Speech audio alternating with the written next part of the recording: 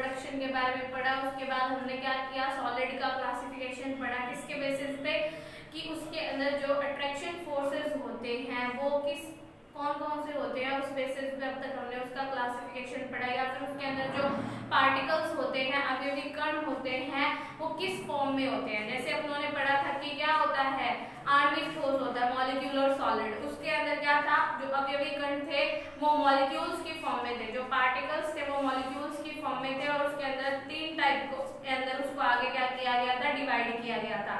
उसके बाद हमने आयनिक सॉलिड पढ़ा, उसके बाद मेटालिक सॉलिड पढ़ा, और उसके बाद हमने क्या किया, कोवेलेंट और नेटवर्क सॉलिड के बारे में पढ़ा।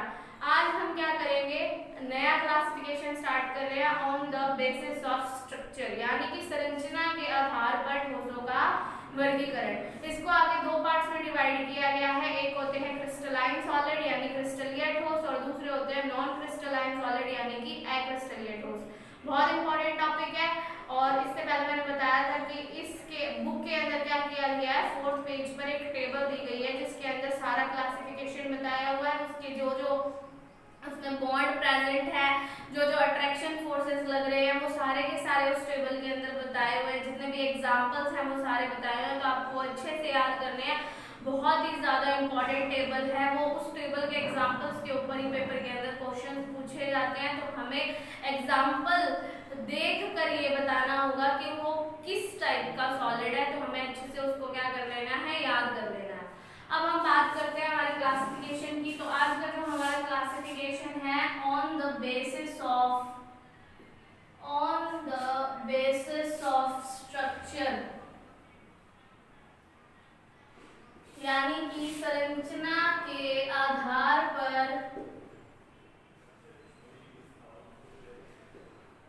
ठोसों का वर्गीकरण।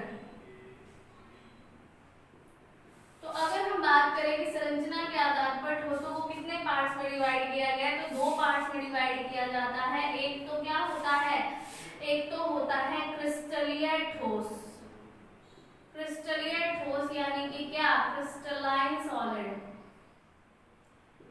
Crystalline solid. और दूसरा क्या होता है, दूसरा होता है अक्रिस्टलीय ठोस, यानी कि नॉन क्रिस्टलाइन सॉलिड। एक तो हमारा क्रिस्टलाइन सॉलिड हो गया और एक हमारा क्या हो गया, नॉन क्रिस्टलाइन सॉलिड हो गया। इसको समझने के लिए सबसे पहले मैं आपके सामने एक स्ट्रक्चर बना रही हूँ, उस स्ट्रक्चर को देखकर हम इसके बारे में सब कुछ इजीली पता कर लेंगे। जैसे मैंने एक स्ट्रक्चर बनाई,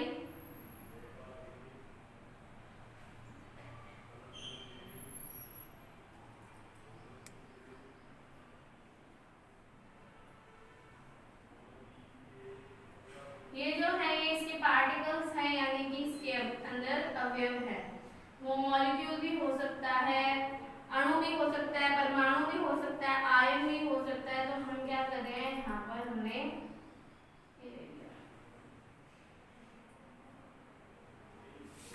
इधर मैं नॉन क्रिस्टलाइन स्ट्रक्चर बना लेती हूँ।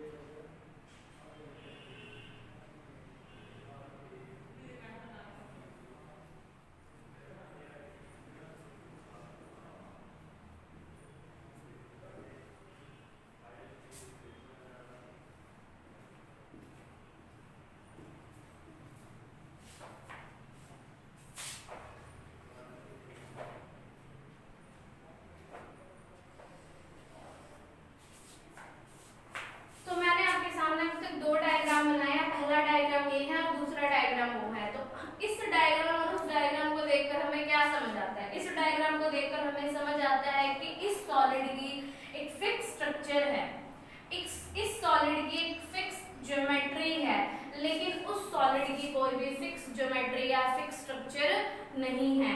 या फिर अगर मैं देखूं तो मैंने इसके अंदर क्या देखा है कि इसके अंदर क्या होते हैं, जो पार्टिकल्स होते हैं वो एक फिक्स अरेंजमेंट में सेट किए गए हैं। अवयवी कणों को एक निश्चित व्यवस्था में क्या किया गया है, अरेंज किया गया है। हम क्या देखते हैं कि इसके अंदर इस पूरे पार्ट में जितने भी कण हैं, इस पूरे पार्ट में जितने भी कण हैं और इस पूरे पार्ट में जितने भी कण हैं, उन सबकी व्यवस्था क्या है, एक जैसी है, उन सबकी अरेंजमेंट क्या है, एक जैसी है। और हम ये देखते हैं कि इन पार्टिकल्स की क्या होती है, एक फिक्स डिस्टेंस के बाद क्या हो रही है, एक निश्चित दूरी के बाद क्या हो रही है, बार बार रिपीटेशन होती है, पुनरावृत्ति होती है। मतलब इतने डिस्टेंस के बाद एक पार्टिकल आ गया, फिर इतने डिस्टेंस के बाद एक पार्टिकल आ गया, फिर इतने डिस्टेंस के बाद एक पार्टिकल आ गया। मतलब एक निश्चित दूरी के बाद कणों की क्या होती जाती है, पुनरावृत्ति होती जाती है। तो ध्यान से देखो, सबसे पहले मैं इसकी डेफिनेशन लिखती हूँ कि डेफिनेशन क्या होगी। ऐसे सॉलिड जिनमें अवयवी कण या फिर कॉन्स्टिट्यूएंट पार्टिकल्स को त्रिविमीय व्यवस्था में यानी कि 3 डायमेंशंस में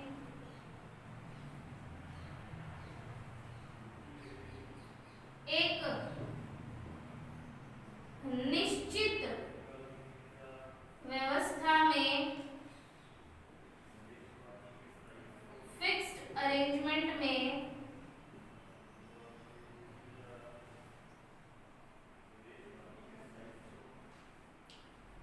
अरेंज किया गया है,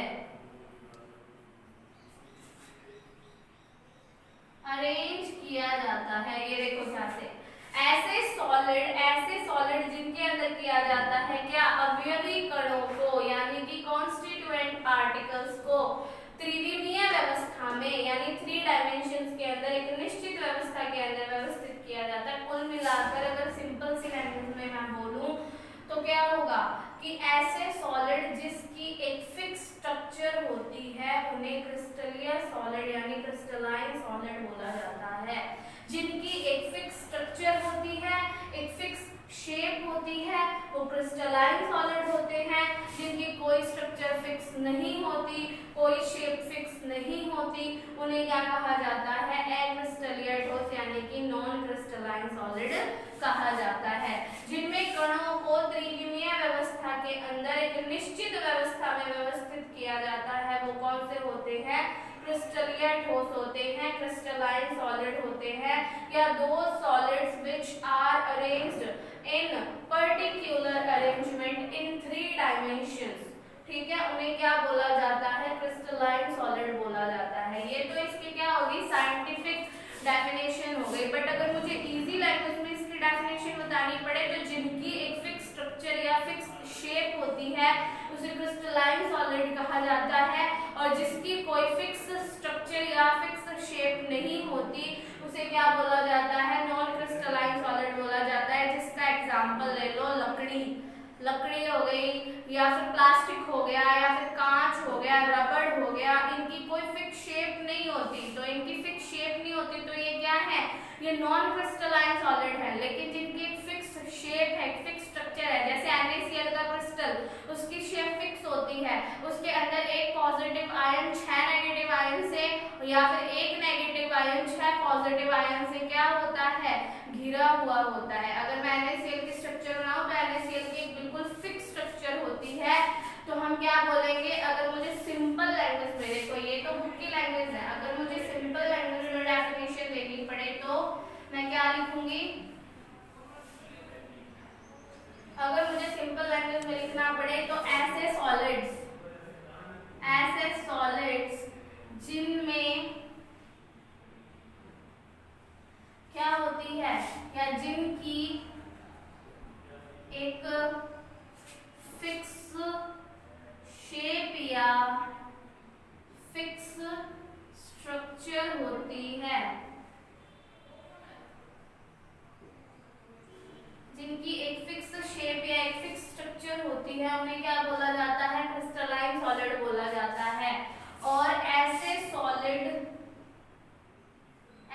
सॉलिड जिनकी एक या जिनकी कोई fix structure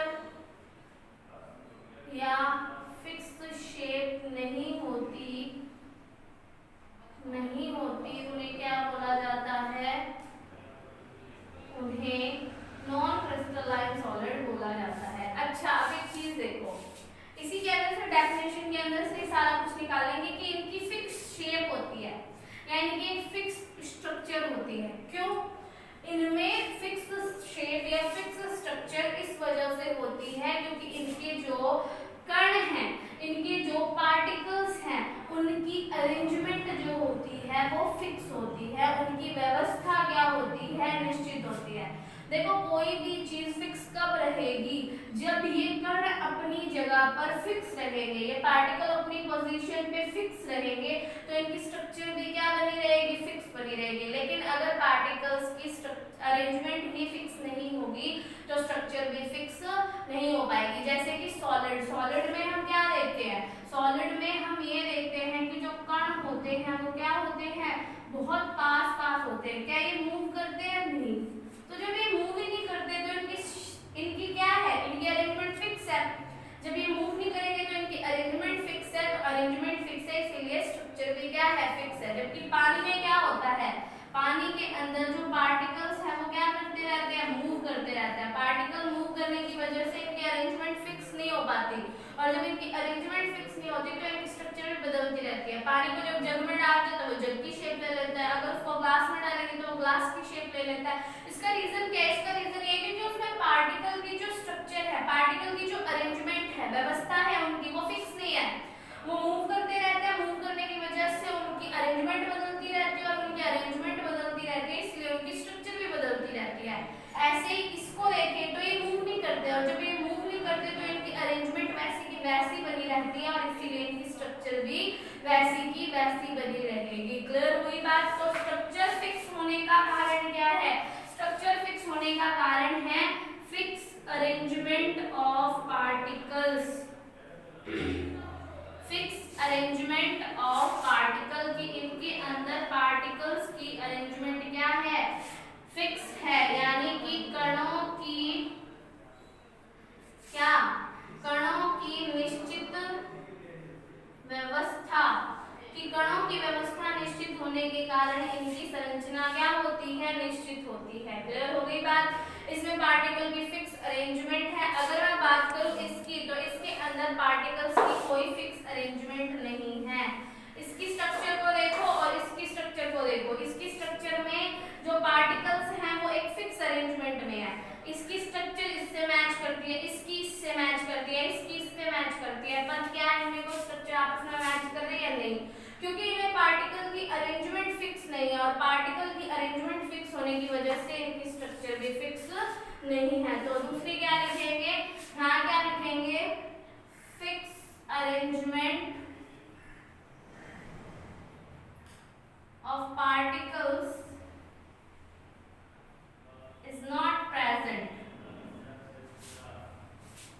is not present,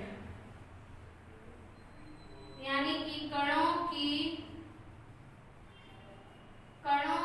निश्चित व्यवस्था नहीं पाई जाती, कणों की निश्चित व्यवस्था नहीं पाई जाती। क्लियर हो गई बात? तो अब तक हमने क्या पढ़ा कि ऐसे सॉलिड जिनकी फिक्स शेप या फिक्स स्ट्रक्चर होती है वो क्रिस्टलाइन सॉलिड होते हैं। इनकी स्ट्रक्चर या शेप फिक्स होने का रीजन क्या होता है कि इनमें जो पार्टिकल्स होते हैं उनकी फिक्स अरेंजमेंट होती है, उनकी एक निश्चित व्यवस्था होती है। ये रीजन है, इनकी स्ट्रक्चर भी क्या होगी, फिक्स होगी, और इनके अंदर कोई अरेंजमेंट फिक्स नहीं है इसीलिए इनमें पार्टिकल्स की स्ट्रक्चर भी फिक्स नहीं है। अच्छा, एक चीज देखो, अगर मैं बात करूं इनके और चीजों की,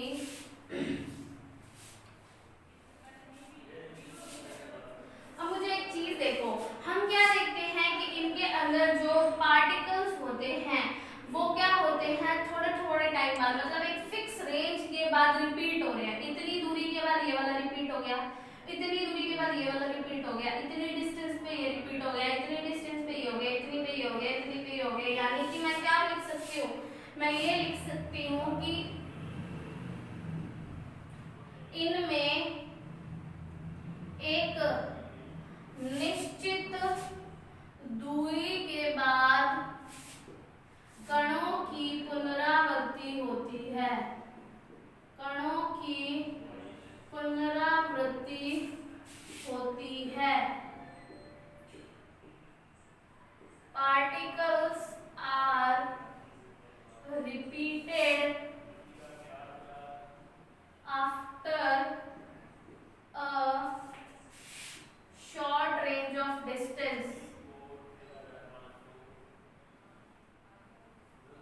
कि एक निश्चित दूरी के बाद कणों की क्या होती है, पुनरावृत्ति होती है। ठीक है, इसमें एक निश्चित दूरी के बाद कणों की पुनरावृत्ति नहीं होती। क्यों? ये देखो, कुछ तो पास है, कुछ दूर हो गए।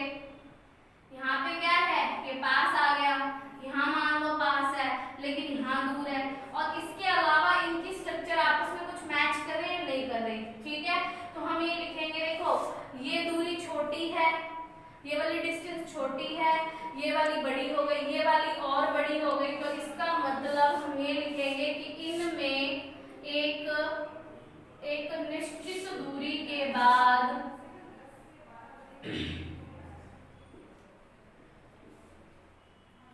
कणों की पुनरावृत्ति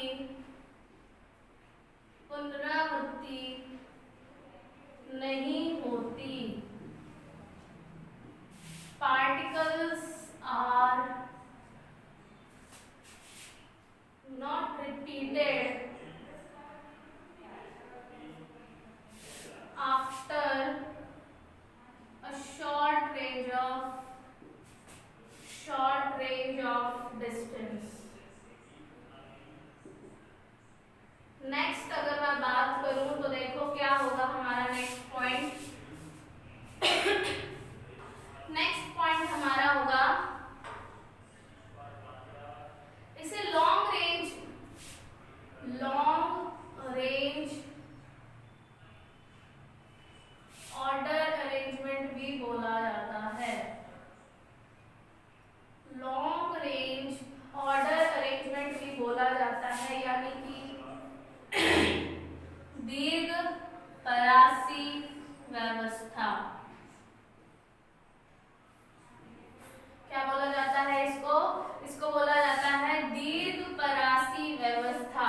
इसे बोला जाता है, फोर्थ पॉइंट, इसे बोला जाता है शॉर्ट रेंज ऑर्डर रीअरेंजमेंट।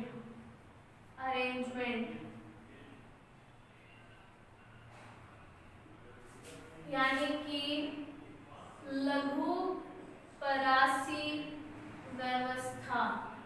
इसका क्या मतलब है कि लॉन्ग रेंज या शॉर्ट रेंज, इसका क्या मतलब होता है?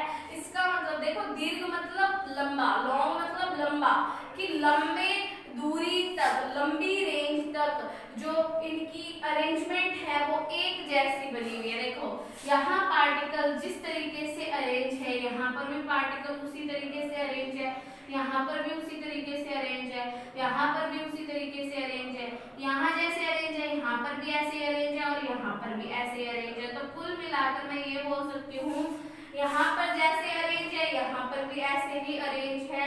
तो कुल मिलाकर लॉन्ग डिस्टेंस तक, यानी लंबी दूरी तक जो अरेंजमेंट है पार्टिकल्स की, वो एक जैसी बनी रहती है। लंबी दूरी तक कणों की व्यवस्था एक जैसी बनी रहती है, इसीलिए इसे क्या बोला जाता है? इसे दीर्घ परासी व्यवस्था या लॉन्ग रेंज ऑर्डर अरेंजमेंट बोला जाता है। अगर मैं बात करूं इसकी, तो इसमें कणों की व्यवस्था थोड़ी दूरी तक ही एक जैसी है। कणों की जो पार्टिकल्स की अरेंजमेंट है वो थोड़ी दूरी तक ही एक जैसी होती है, उसके बाद क्या होती है, इनकी अरेंजमेंट चेंज हो जाती है। अब देखो यहाँ पर जैसा है, क्या यहाँ पर ऐसा कुछ है? नहीं है। क्या यहाँ पर ऐसा कुछ है? नहीं है। तो मतलब कि थोड़ी डिस्टेंस तक ही कणों की क्या बनी रहती है, अरेंजमेंट एक जैसी बनी रहती है। एक शॉर्ट टाइम के बाद, एक शॉर्ट रेंज के बाद इनकी अरेंजमेंट क्या हो जाती है, चेंज हो जाती है, इसीलिए इसे क्या बोला जाता है, लघु परासी व्यवस्था यानी कि शॉर्ट रेंज ऑर्डर अरेंजमेंट बोला जाता है। तो ध्यान से देखो, अब तक हमने क्रिस्टलाइन और नॉन क्रिस्टलाइन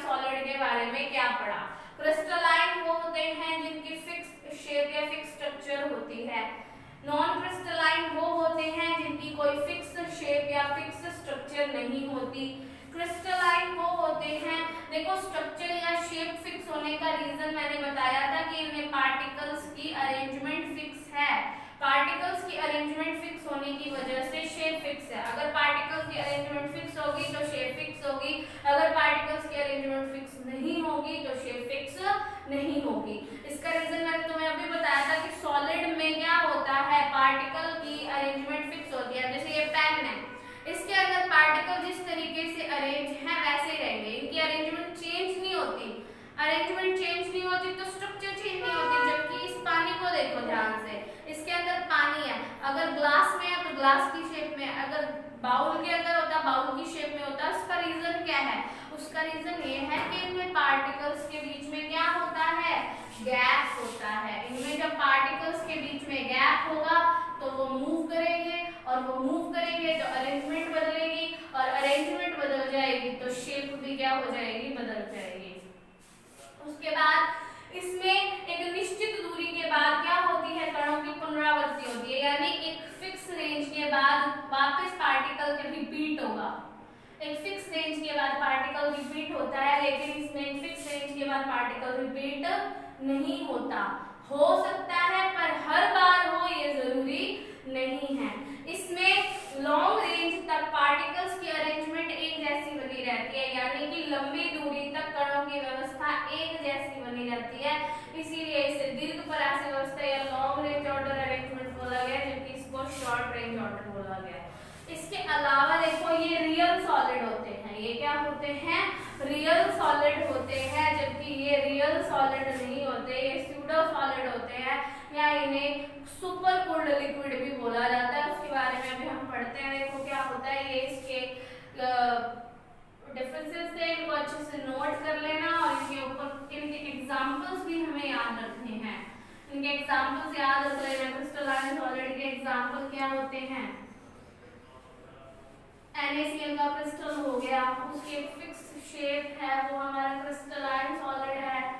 और जैसे टेफ्लॉन हो गया, ग्लास हो गया, प्लास्टिक हो गया, रबड़ हो गया, लकड़ी हो गई, ये सारे के सारे क्या हैं, ये हमारे के नॉन क्रिस्टलाइन सॉलिड के एग्जांपल्स हो गए। देखिए आगे बात करते हैं।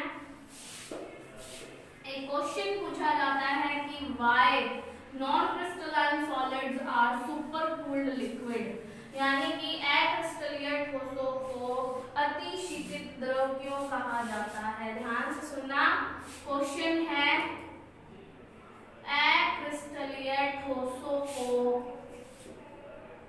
या अक्रिस्टलीय ठोस का एग्जांपल क्या है, कांच। कांच को अतिशीतित द्रव क्यों कहा जाता है।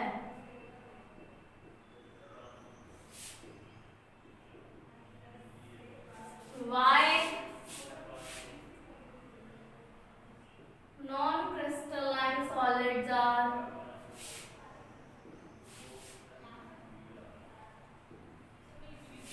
known as super cooled liquid?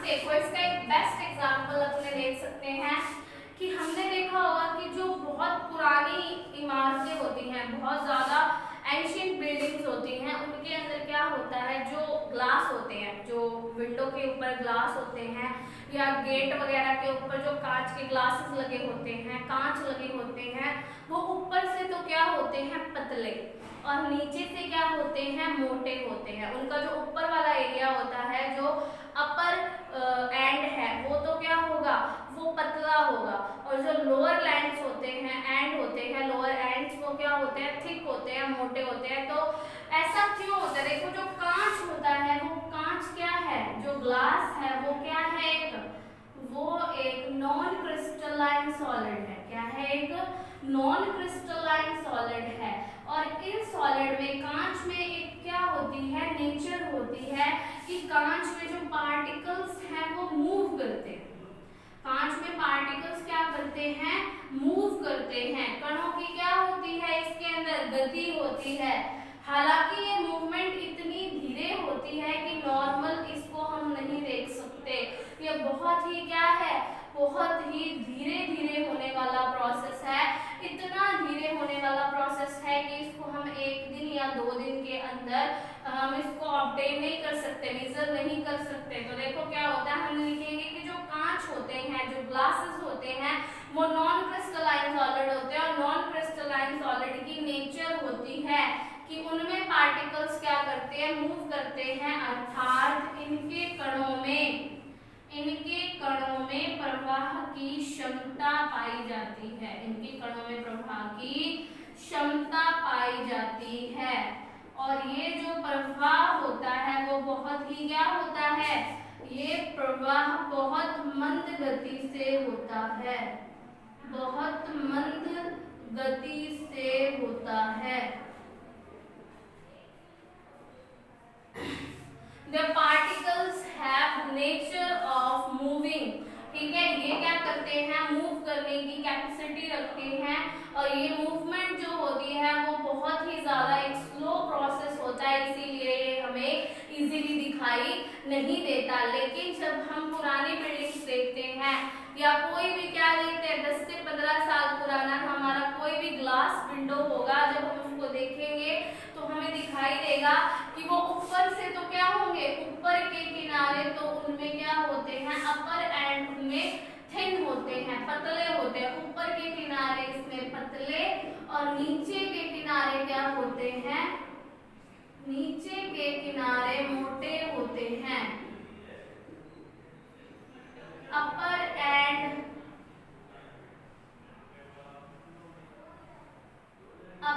ends are thin and lower ends are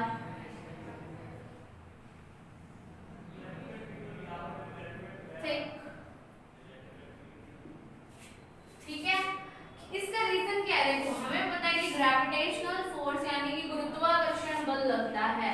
तो जब भी गुरुत्वाकर्षण बल लगेगा तो जो पार्टिकल्स होंगे, देखो गुरुत्वाकर्षण बल यानी ग्रेविटेशनल फोर्स क्या लगेगा भाई, नीचे की तरफ ही लगेगा। तो धीरे धीरे ये क्या करेंगे, ये पार्टिकल्स मूव करते हुए नीचे की तरफ फ्लो करेंगे। जैसे ही नीचे की तरफ फ्लो करने लगेंगे तो यहाँ पार्टिकल्स धीरे धीरे कम हो जाएंगे और यहाँ पर ज्यादा हो जाएंगे। तो यहाँ से तो ये वाला एरिया पतला हो जाएगा और नीचे की तरफ पार्टिकल्स के जमा होने की वजह से वो एरिया क्या हो जाएगा, मोटा हो जाएगा। समझ आ गई बात। तो ये क्वेश्चन पूछा जाता है, क्वेश्चन अच्छे से नोट कर लेना। इसमें सबसे पहले हिंदी वाले देखेंगे कि क्या लिखेंगे कि इनमें जो कांच होता है वो क्या होता है, एक अक्रिस्टलीय ठोस है। कांच के कणों में प्रवाह की क्या पाई जाती है, क्षमता पाई जाती है। लेकिन ये जो प्रवाह होता है वो बहुत ही मंद गति से होता है, इसीलिए हमें आसानी से दिखाई नहीं देता।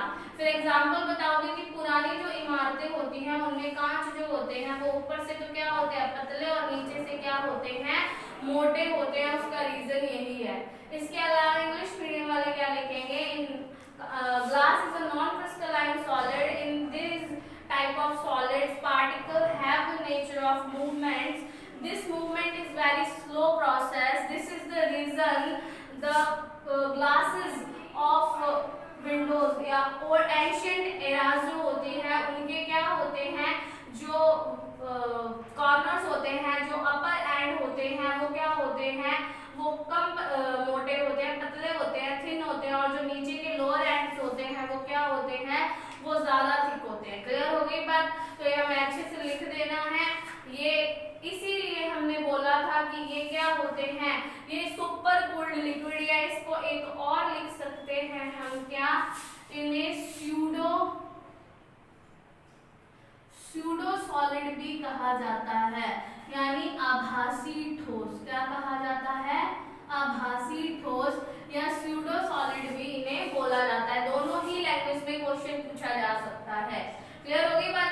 आभासी क्यों बोला इसको, स्यूडो क्यों बोला, क्योंकि हमने पढ़ा कि ठोस में फ्लो करने की नेचर नहीं होती, जबकि इसके अंदर फ्लो हो रहा है, मूवमेंट हो रही है, तो इसका मतलब ये सॉलिड रियल नहीं है। क्लियर हो गई बात। तो जो क्रिस्टलाइन सॉलिड होते हैं वो रियल सॉलिड होते हैं, जबकि नॉन क्रिस्टलाइन सॉलिड क्या होते हैं, ये स्यूडो सॉलिड या फिर क्या होते हैं, सुपर कूल्ड लिक्विड होते हैं। क्लियर हो गई बात। अब नेक्स्ट हमारा जो चीज है वो इनकी बात करते हैं प्रॉपर्टीज की। क्रिस्टलाइन सॉलिड में प्रॉपर्टीज किस हिसाब से होती हैं और नॉन क्रिस्टलाइन सॉलिड में प्रॉपर्टीज किस हिसाब से होती हैं।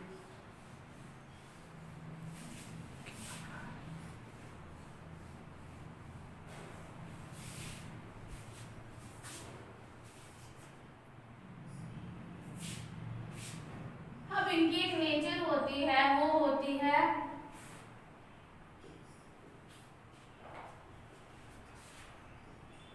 दैशिकता। दो टाइप की होती है दैशिकता, एक होती है समदैशिक, यानी इनको बोलते हैं आइसोट्रॉपी, और एक होते हैं विषमदैशिक। इसको बोला जाता है एनिसोट्रॉपी। ध्यान से देखो, एक तो होती है दैशिकता। दैशिकता के अंदर क्या किया जाता है, दो पार्ट्स में इसको डिवाइड किया गया है। एक बोला जाता है समदैशिक यानी कि आइसोट्रॉपी, और एक बोला जाता है विषमदैशिक यानी कि एनिसोट्रॉपी। अब ध्यान से देखें इस बात को कि समदैशिक क्या होते हैं और विषमदैशिक क्या होते हैं। तो हम बारी बारी से बात करते हैं। सबसे पहले हम बात करते हैं किनकी, समदैशिक की। समदैशिक ठोस आइसोट्रॉपिक सॉलिड।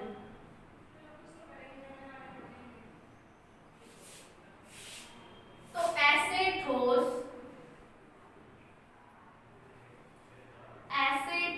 जिनके भौतिक गुण जैसे अपवर्तनांक, विद्युत प्रतिरोधकता,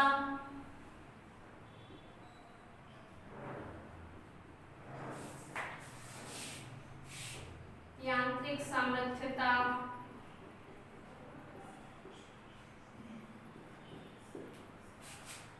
विद्युत चालकता या उष्मीय चालकता,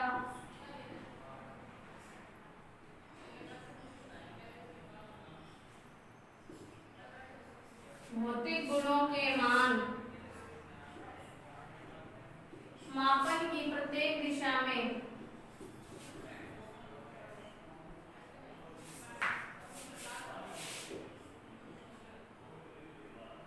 समान प्राप्त होते हैं।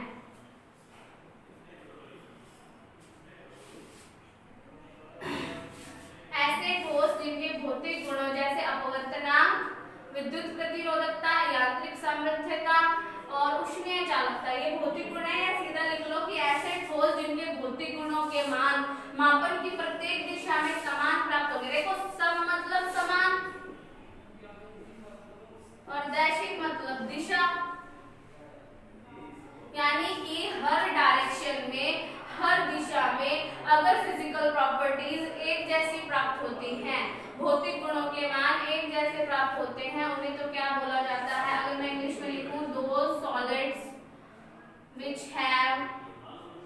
which have same physical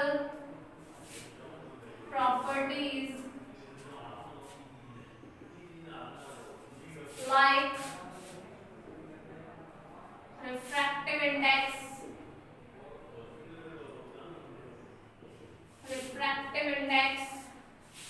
mechanical strength, electrical resistance,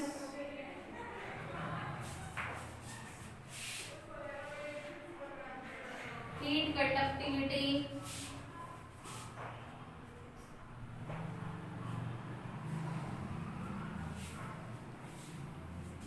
in every measured direction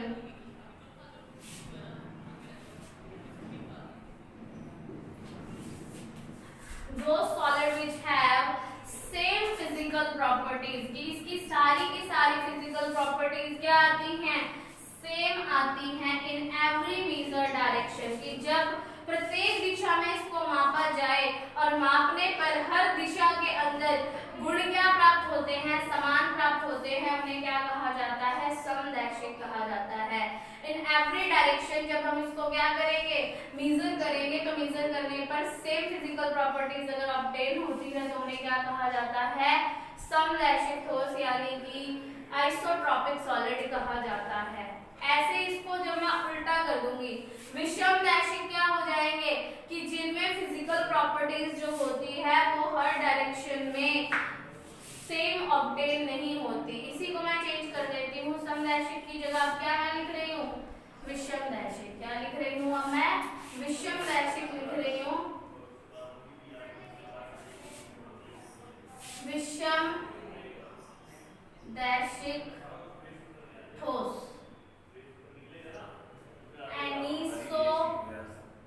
anisotropic solid. तो इसमें समान प्राप्त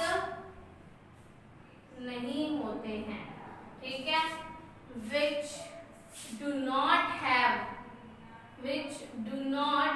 have same physical properties in every direction, उन्हें क्या बोला जाएगा, विषमदैशिक ठोस बोला जाएगा। अब देखो ये अभी खत्म नहीं हुआ है, ये तो अभी हमने सिर्फ डेफिनेशन पढ़ी है। अब हम आगे पढ़ेंगे कि कौन से सॉलिड आइसोट्रॉपिक होते हैं और कौन से सॉलिड एनिसोट्रॉपिक होते हैं। इसका हम अगले वीडियो के अंदर डिस्क्रिप्शन देंगे। तो अगर आपको वीडियो पसंद आई हो तो इस चैनल को लाइक करें, शेयर करें और सब्सक्राइब जरूर